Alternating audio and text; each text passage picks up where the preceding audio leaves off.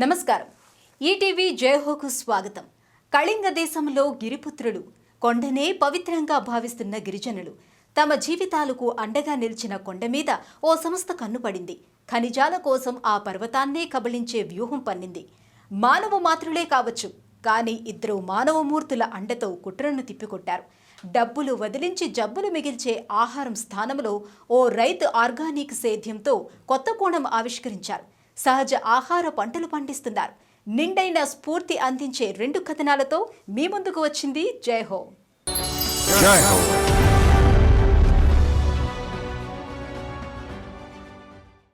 కొండనే కొండదేవర, పవిత్ర భూమి నియంగిరి మీద నియమనిష్టలతో జీవించే డోంగ్రీయ కోండు జాతి. అపార ఖనిజాలు ఉన్న ఆ బంగారు కొండ మీద ఓ లండన్ కంపెనీ కన్నుపడింది. కబళించే కుట్రలు చేసింది.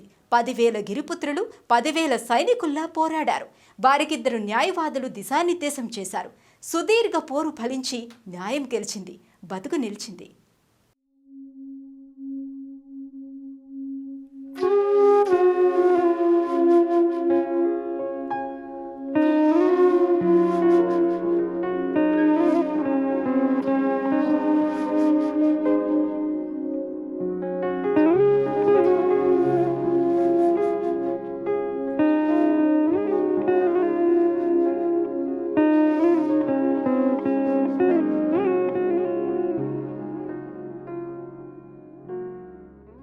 మన పారిశ్రామిక అభివృద్ధి అని ఘనంగా చాటుతున్నాం. నిజానికి అదంతా అక్కడ నివసించే వారి ఉపాధికి నిలువునా గండి కొడుతోంది. సహజ జీవనోపాధిని దెబ్బతీస్తోంది. ఎక్కడ పరిశ్రమ పెట్టినా స్థానికులకే ఉద్యోగాలని నాయకులు ఒక్కటే ఊదరా. అయినా చిరుద్యోగాలతో నిరుద్యోగం పోతుందా?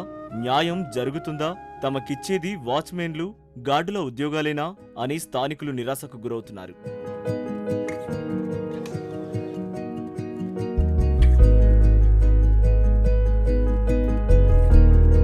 పెద్ద పెద్ద ఇంజనీరింగ్ ఉద్యోగాలన్నీ బయటి వారికే దక్కుతున్నాయని అంటున్నారు. ఆ అభివృద్ధి తమ జీవనాధారాన్నే దూరం చేసిందని గిరిజనులు వాపోతున్నారు. ఒడిశా రాష్ట్రం రాయగఢ్ జిల్లా నియంగిరి కొండల్లో ఏళ్లుగా డొంగ్రియా కొండు గిరిజన పుత్రుల ఆవేదన ఇది. దగా పడుతున్న ఇలాంటి అడవి బిడ్డలకు అండగా నిలిచారు పర్యావరణవేత్త, న్యాయవాది రుత్విక్ దత్తా. నియంగిరి దగ్గర వేదాంత కంపెనీ బాక్సైట్ మైనింగ్ ను నిరోధించారు. ఆయన తన తొలి కేసుగా సుప్రీంకోర్టుకు వెళ్లి న్యాయ పోరాటం చేశారు. తవ్వకానికి స్థానిక గిరిజనుల అనుమతి తప్పనిసరి అని సర్వోన్నత న్యాయస్థానం స్పష్టం చేసింది. నియంగిరి ఆందోళన్ ఒక నియారా మూమెంట్. నియంగిరి ఉద్యమానికి ఒక ప్రత్యేకత ఉంది. వారి ఈ ఉద్యమం ప్రకృతి, సంస్కృతి, భాష, ఆహారం, ఆహార్యం, జీవితం, జీవనాధారం కాపాడుకోవడానికే. జోటా లోకమానంకర నియుక్తి దవా పై కంపెనీ ఇక్కడ స్థాపించాలనుకున్న పరిశ్రమ ఎగుమతి ఆధారిత పరిశ్రమ. అనేక మందికి ఉద్యోగాలు వస్తాయని చెబుతున్నారు. కానీ అనేక మందికి జీవనాధారం పోతోంది.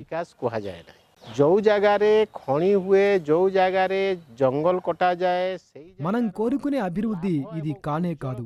ఇది ఆ పేరుతో సాగే విధ్వంసం తప్ప నిజమైన అభివృద్ధి కానే కాదు. సర్వనాశకారి వినాశకారి వికాస్ బోలికిరి ఆమె ఎటాకు ధరితా. అందుకే గిరిజనులు ఆ అభ్యర్థనను తిరస్కరించారు. కొండలను ఎవరూ తాకటానికి సాహసించలేదు. వారి పోరాటం ఆరంభమైన 10 ఏళ్లకు తొలిసారి ప్రజాభిప్రాయ సేకరణ వచ్చింది. అభిప్రాయం నివేదనకు వాళ్లు కొన్నేళ్లు వేచి ఉండాల్సి వచ్చింది. 2013లో ఆ తరుణం రాని వచ్చింది. నియమగిరి కొండల్లోని 12 గ్రామాల ప్రజలు ఒక్కటిగా నిలిచారు. వేదాంత కంపెనీ తన పరిశ్రమల అల్యూమినియం రిఫైనరీ కోసం బాక్సైట్ ఖనిజ తవ్వకాన్ని ముక్త కంఠంతో తిరస్కరించారు. ఈ పోరాటం నేటికీ కొనసాగుతోంది. మా ప్రాణాలు పోయినా సరే ఈ ఉద్యమం ఆపేదే లేదు. కంపెనీ మమ్మల్ని ఈ గనుల్ని తవ్వమంటోంది. మా మాతృభూమిని వదులుకునే ప్రసక్తే లేదు. పాడి పంటలతో తిండి పెట్టే ఈ కొండలను మా గుండెల్లో పెట్టి కొలుచుకుంటాం. కంపెనీ వాళ్లు మళ్లీ వచ్చి అడిగితే ఊరుకునేదే లేదు. మళ్లీ ఉద్యమించటం తథ్యం.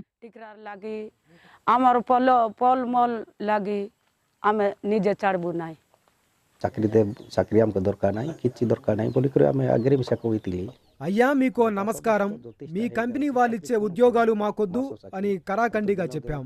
ఎందుకంటే ఈ నియమగిరి మాకు గాలి, నీళ్లు ఇస్తోంది, పండ్లు, ఫలాలు ఇస్తోంది. ఒక్కటేమిటి, అన్నింటినీ ప్రసాదిస్తోంది. అందుకే కొండను నియమరాజాగా పూజిస్తున్నాం. ప్రాణాలు పోయినా సరే ఈ ఊరిని వదిలి వెళ్ళాం. పూర్వీకులలానే మేము ఇక్కడే నివసిస్తాం. ఆ కంపెనీ సాయం మాకేం అక్కర్లేదు. దానికి వ్యతిరేకంగా సమిష్టి నిర్ణయం తీసుకున్నాం. నియంగిరిలో మైనింగ్ వద్దంటూ గ్రామాలన్నీ ఓటేశాయి. కానీ ప్రభుత్వం మాత్రం నియంగిరిపై పట్టు సాధించాలని కుట్ర పన్నుతోంది.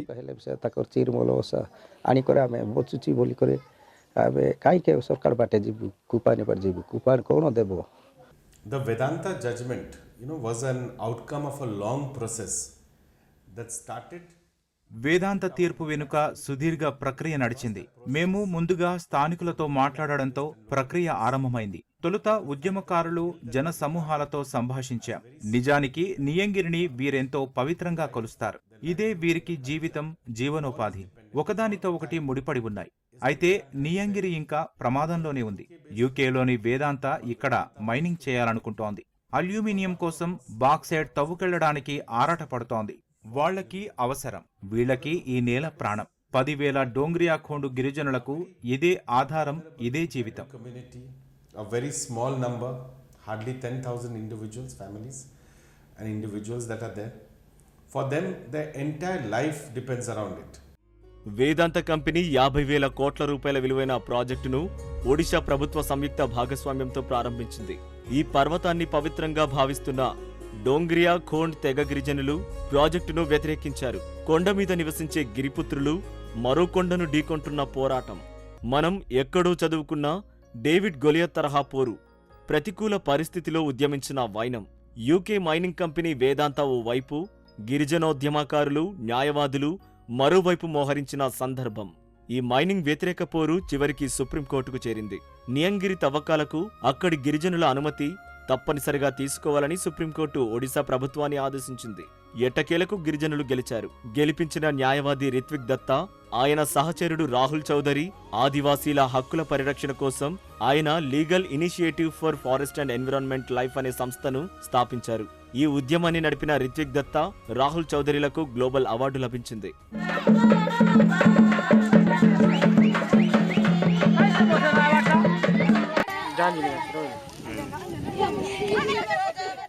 See, the land where Vedanta proposed to mine about 600 or 700 hectares of forest. వేదాంత సంస్థ గనుల కోసం ప్రతిపాదిత భూమి అటవీ భూమి.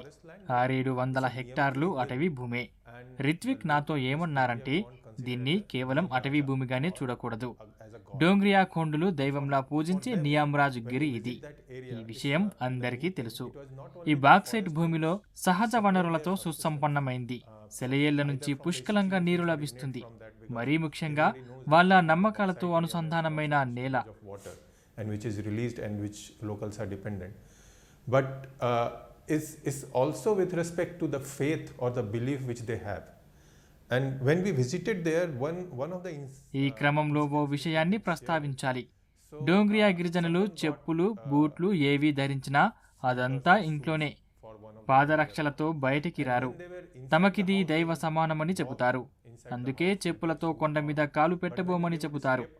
మైనింగ్ను వ్యతిరేకించేందుకు ఇది ఓ ముఖ్య కారణమే. Because we considered it as a god and we cannot step on them as wearing our shoes.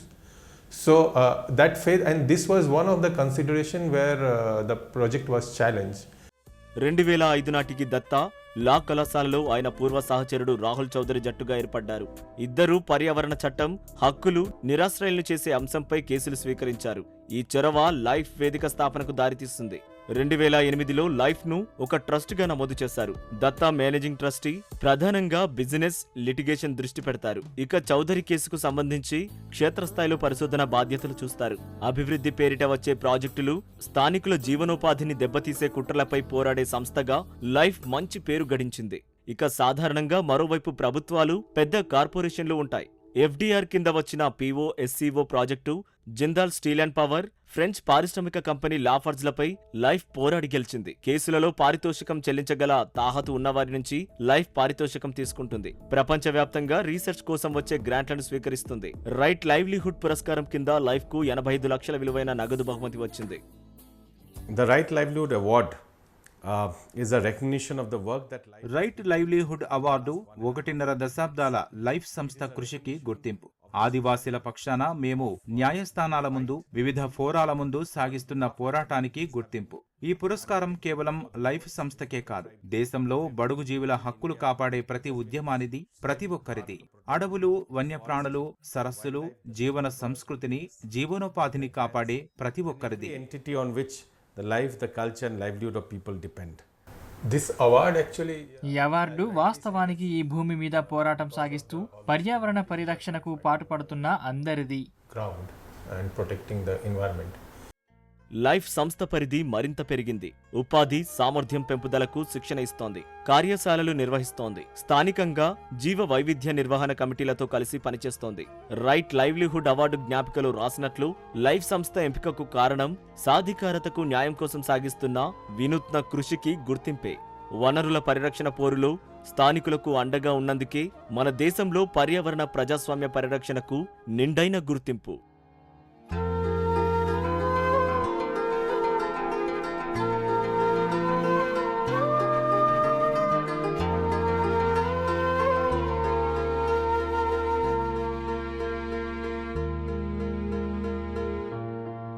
కుంభకోణం రైతు ఇలంగోవన్ సేంద్రియ సేద్యంలో కొత్త కోణాలు ఆవిష్కరించారు. కాలం ఒడికి చేరిన ప్రాచీన విత్తనాలను పునఃసృష్టితో ప్రచారకర్తగా మారారు. వ్యవసాయం మీదనే తన పుస్తకంలో 130 అధ్యాయాలు రాసిన తమిళ కవి తిరువళ్వార్ ఆదర్శంగా సేంద్రియ సేద్య ఉద్యమం చేపట్టారు. ఆరోగ్యకరమైన ఆ పాత అమూల్యమైన వరి బియ్యాన్ని మళ్లీ పరిచయం చేశారు. ఒకప్పుడు ముప్పుట సుష్టుగా లాగించిన 100 ఏళ్లు హాయిగా జీవించారు. కానీ కొన్ని దశాబ్దాలుగా కథ మారింది. జీవనశైలి రుగ్మతలు వెన్నంటి వస్తున్నాయి. ప్రాణాంతక రోగాలు ఉసురు తీస్తున్నాయి. ఈ పరిస్థితిని సమూలంగా మార్చాలని తమిళనాట ఓ హరిత స్వాప్నికుడు నిశ్చయించారు. సేంద్రియ సేద్య ఆవశ్యకతపై అవగాహన కల్పించాలని నిర్ణయించారు. ఆ పుణ్యాత్ముడి పేరు ఇలంగోవన్. ఊరు కుంభకోణం దగ్గర మలయప్పనూరు. ఆయన అనుసరించిన మార్గం వినూత్నం.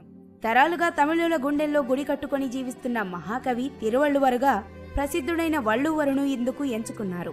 తిరువళ్లువరు రాసిన తిరుక్కురల్ పుస్తకం జీవితాన్ని ఎలా జీవించాలో సెలవిచ్చిన జీవన మార్గదర్శిని అది. అందులో తిరువళ్లువరు అచ్చంగా సేద్యంపై అధ్యాయాలు రాశారు. సేంద్రియ సేద్య ఉద్యమాన్ని చేపట్టిన ఇలంగోవన్ మాగాణిలో ఆ మహనీయుని బొమ్మ గీచారు. ఊదా ఆకుపచ్చ రంగుల వరి మొక్కలతో ఆయన రూపాన్ని సృష్టించారు.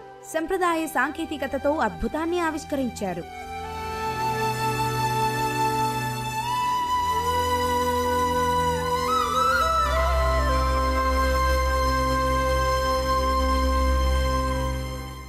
என் பெயர் இளங்கோவன், தஞ்சை மாவட்டம் కుంభకోణం. నేనే ఇలంగోవన్. గత 10 ఏళ్లుగా సేంద్రియ సేద్యం చేస్తున్నాను.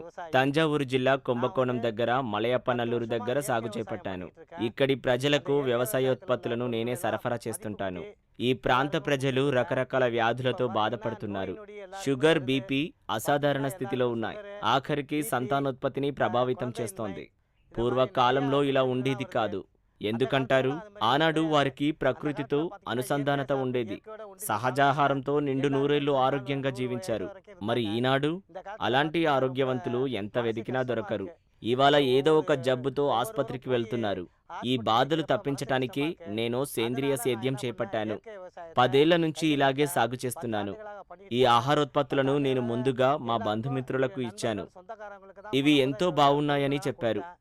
వారి ప్రోత్సాహంతో ఈ సేద్యం కొనసాగిస్తున్నాను.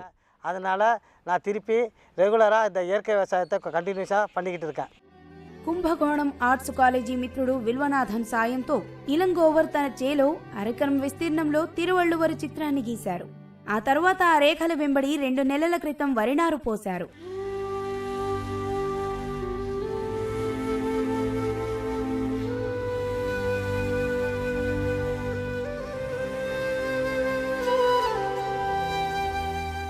அப்புறம் நான் இயற்கை விவசாயத்தை இப்போ நான் நெல் ஜெயராமன் மூலியமாக தான் నేను నెల్ జయరామన్ స్ఫూర్తితో సేంద్రియ వ్యవసాయం చేపట్టాను.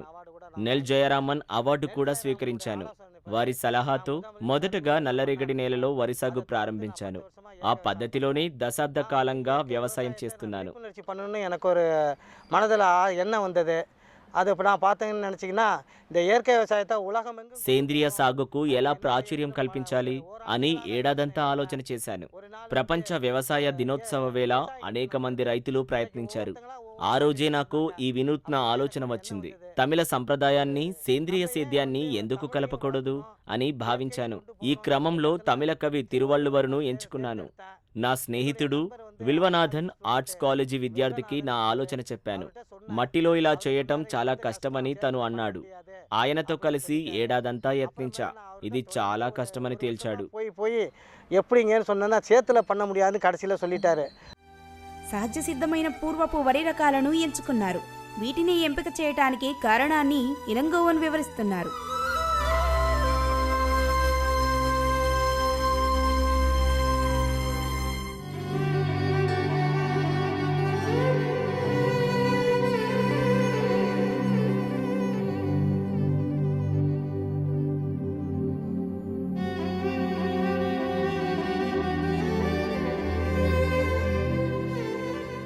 இந்த 2 கலர் ரகத்தையும் தேர்ந்தெடுத்த காரணம் என்னன்னா இந்த நெல் ரகம் 2 రకం నేను వివిధ వర్ణాల సంప్రదాయ వరి రకాలను ఎంచుకున్న కారణం మహనీయుని చిత్రాన్ని పూర్తి చేయటానికే. 120 రోజులలో చేతికొచ్చే పంట. ఇవి ఎంతో ప్రత్యేకంగా ఉన్నాయని ప్రశంసలొస్తున్నాయి. డిఫరెంట్ కలర్ ఇది இந்த பக்கத்துல எல்லாரும் இந்த கலரை பார்த்துட்டு ரொம்ப ஆச்சரியப்பட்டாங்க. என்ன வித்தியாசமா இருக்கு இந்த கலர். ఇక వరి నారును మామూలుగా నాటలేదు. ప్రత్యేక పిట్ ట్రేలను ఆన్లైన్లో కొన్నాను. ఒక్కో ట్రేలో 210 మొక్కలు నాటవచ్చు. ఈ పిట్ ట్రేలను ఉపయోగిస్తే వరి నారు వృధా కాదు, నాట్లు సులభం. அதுல ஒரு குழித்தட்டுல 210 நாத்து விடலாம். அதுல ஒவ்வொரு விதையா விட்டு அதை நாத்து நான் எடுத்து நட்டேன். పిట్రే కింద కొబ్బరికాయను ఉంచి నాటాను. అందుకే ఎక్కువ మూలాలున్నాయి. అధిక దిగుబడి, సంప్రదాయ వరి విశిష్టత, ప్రత్యేకత. ఈ రకాలైతే ప్రకృతి వైపరీత్యాలను తట్టుకుంటాయి. அதனால ஈஸியாக வேர் நிறையா இருந்தது. ஒரு நாற்று வச்சதை இப்போ பார்த்தீங்கன்னா கிட்டத்தட்ட ஒரு 30 நாற்று, 30 குத்து, 40 குத்து, சில இதில் கூட 60 குத்து కూడా வந்திருக்கு. அந்த மாதிரி குத்து. ఈ బియ్యం తిని అందరూ ఆరోగ్యంగా, ఆనందంగా ఉండాలి. అందువల్ల సేంద్రియ సేద్యాన్ని కొనసాగిద్దాం. நெல்மணிகள் அதிகமாக பிடிக்கும். அதுதான் இந்த பாரம்பரிய நெல்லில் உள்ள ஒரு முக்கியமான ஒரு நிகழ்ச்சி. ரெண்டாவது, எந்த இயற்கை சூழ்நிலையும் இந்த பாரம்பரிய நெல்லுங்களை எதிர்த்து நிற்கும். அதனால தான் நாங்கள் இந்த பாரம்பரிய நெல்லை இயற்கை விவசாயத்தை நாங்கள் தேர்ந்தெடுத்திருக்கோம். ఇలంగోవర్ 10 ఏళ్ల క్రితం ఈ పర్యావరణ రహిత సేద్యాన్ని ప్రారంభించారు. ఆయన వ్యవసాయ క్షేత్రం నిత్య పర్యాటక ప్రదేశంగా మారింది. తంజావూరు, తిరువారూర్, నాగపట్టణం నుంచి సందర్శకులు ఎక్కువగా వస్తుంటారు. వరి మొక్కలతో తిరువళ్ళువరు అద్భుత రూపకల్పనను స్వయంగా అధ్యయనం చేసి వెళుతుంటారు.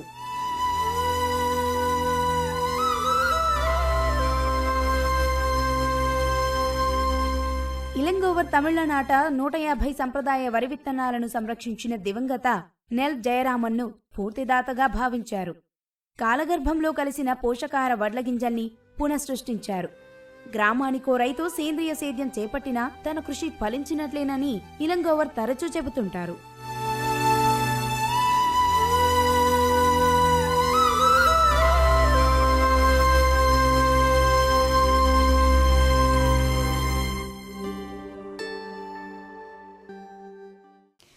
కొండను తవ్వి గిరిజన జీవితాలను కబలించి చూసిన ఓ ప్రపంచ సంస్థ కుట్రలను తిప్పికొట్టారు ఇద్దరు న్యాయవాదులు. తమిళనాట సేంద్రియ సేద్యం చేపట్టి పాత బంగారు బియ్యం పునఃసృష్టించిన విజేత ఓ తమిళ కర్షకుడు. అందరూ సామాన్యులే, వినూత్న ఆలోచనతో అసామాన్యులయ్యారు. మరిన్ని కథనాలతో వచ్చే వారం మళ్ళీ కలుద్దాం. అంతవరకు సెలవు, నమస్కారం.